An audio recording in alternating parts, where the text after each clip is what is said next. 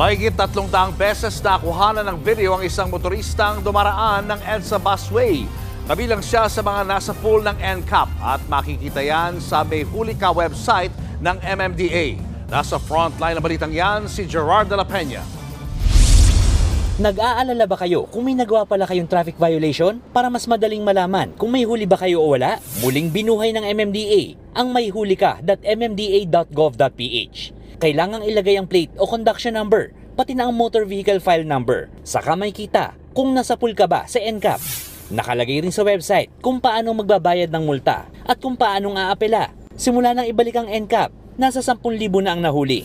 Kabilang dyan ang isang motoristang 309 times nakuha ng dumaraan sa EDSA busway. Yung 9 na beses dyan, nung panahong may NCAP na. Pinipili niyang pumasok every time sa EDSA busway na ang rason siya lang ang nakakaalam. Imagine niyo isang sasakyan, 309 times. Simula lamang po noong August last year. Tukoy na raw ng MMDA ang nasabing notorious violator na taga Rizal na ikipag-ugnayan na sila sa LTO para masuspinde lisensya nito. Bukod sa panguhuli ng mga lumalabag sa batas trapiko, malaking tulong din daw ang mga CCTV ng MMDA sa pagsawata ng mga krimen.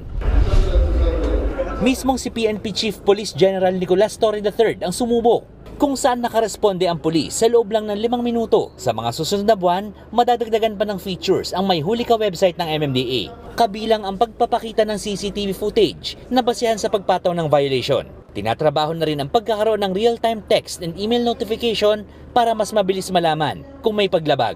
Nagbabalita mula sa Frontline, Gerard de la Peña, News 5. Mga kapatid, Julius Babaw po. Iba na ang may alam at may pakialam sa panahon ngayon.